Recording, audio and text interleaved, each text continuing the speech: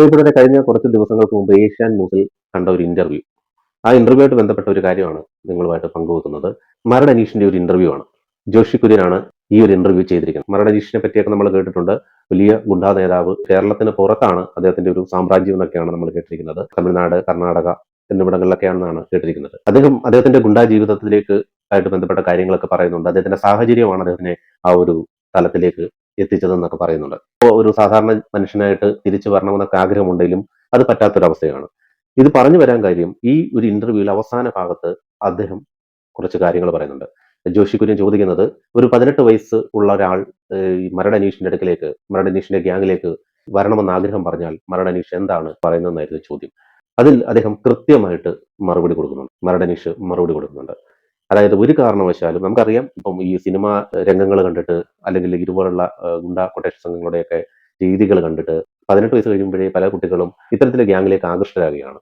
അതായത് പോലീസിനെ ചവിട്ടുന്ന ഗുണ്ടകൾ, നമ്മൾ സിനിമയിലൊക്കെ കാണുന്ന പോലീസിനെ ചവിട്ടുന്ന ഗുണ്ടകൾ, അതുപോലെ ഗുണ്ടയായിട്ട് വരുന്ന നായകൻ ആളുകളെ ആക്രമിക്കുന്ന രീതികളൊക്കെ, ഇതൊക്കെ കുട്ടികളിൽ, അത് 18 വയസ്സ് കഴിഞ്ഞുള്ള കുട്ടികളിലൊക്കെ അവർക്ക് ഇതാണ് വലിയ സംഭവം എന്നാണ് ചിന്തിക്കുന്നത്. ഈ ഗുണ്ടാ സെറ്റപ്പാണ്, ഗുണ്ടാ നേതാവ് ആകുക എന്നുള്ളതാണ് വലിയ സംഭവം എന്നാണ് അവർ ചിന്തിക്കുന്നത്. പക്ഷെ പല ഗുണ്ടാ നേതാക്കന്മാരും അവരുടെ അനുഭവങ്ങൾ തുറന്നു പറയുന്നുണ്ട്.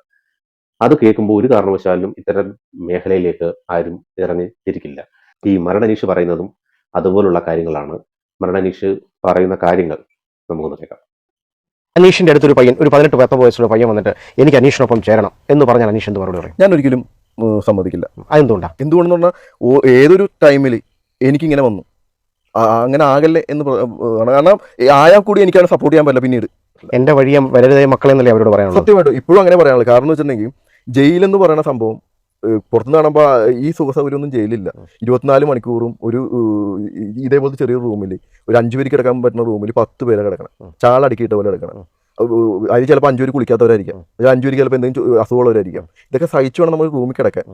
അതും ഫുൾ ടൈം ക്യാമറ നിരീക്ഷണത്തിലും ഫുൾ ടൈം ഇതേപോലെ ലൈറ്റിൽ കിടക്കുമ്പോൾ എന്ന് പറഞ്ഞാൽ ഒരു ശാരീരികമായിട്ടും മാനസികമായിട്ടുള്ള ഒരു ബുദ്ധിമുട്ടുണ്ട് ഒരു മനുഷ്യന്. ഇതൊക്കെ അനുഭവിച്ചാണ് ഉള്ളിൽ കിടക്കാൻ. പിന്നെ നമ്മുടെ ഫാമിലി നമ്മളെ കാണാൻ വരുമ്പോൾ, അല്ലെങ്കിൽ നമ്മുടെ മോളെ കാണാൻ വരുമ്പോൾ, അല്ലെങ്കിൽ അമ്മ കാണാൻ വരുമ്പോൾ, ഒരു നെറ്റിന്റെ അപ്പുറത്തും നമുക്ക് തൊടാൻ പറ്റണല്ല എന്ന് പറയുമ്പോൾ ഒരു മാനസികാവസ്ഥയുണ്ട്. അത് എത്ര വലിയ ദാവൂദ് ഇബ്രാഹിം എന്ന് പറഞ്ഞിട്ടും കാര്യമൊന്നുമില്ല. ആ ഒരു മാനസികാവസ്ഥ പണം കൊണ്ടാ അല്ലെങ്കിൽ അധികാരം കൊണ്ടൊന്നും നമുക്ക്.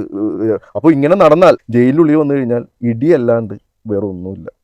അപ്പൊ അതുകൊണ്ട് ഇങ്ങനെയൊന്നും നടക്കാണ്ടിരുന്നാൽ കൊള്ളാന്നാണ് മാത്രമേ പറയുള്ളൂ. അനീഷിന്റെ മോൻ ആരാകണമെന്ന് അനീഷിന്റെ ആഗ്രഹം? എന്റെ മോനെന്നല്ല, എന്റെ മോനെ പോലത്തെ ഒരാളും എന്നെ പോലെ ആകാൻ പാടില്ല. ഗുണ്ടാ സെറ്റപ്പ് എന്നും പറഞ്ഞ് പോകുന്ന ആളുകളുടെ അവസ്ഥയൊക്കെ പിന്നീട് വളരെ ദയനീയമാണ്. അതുകൊണ്ട് അങ്ങനെയുള്ള ജീവിതത്തിലേക്ക് പോകരുതെന്നാണ് ഒരു വലിയ ഗുണ്ടാ നേതാവെന്ന് പോലീസൊക്കെ പറയുന്ന ഈ ഒരു മരട് അനീഷ് പോലും പറയുന്നത്.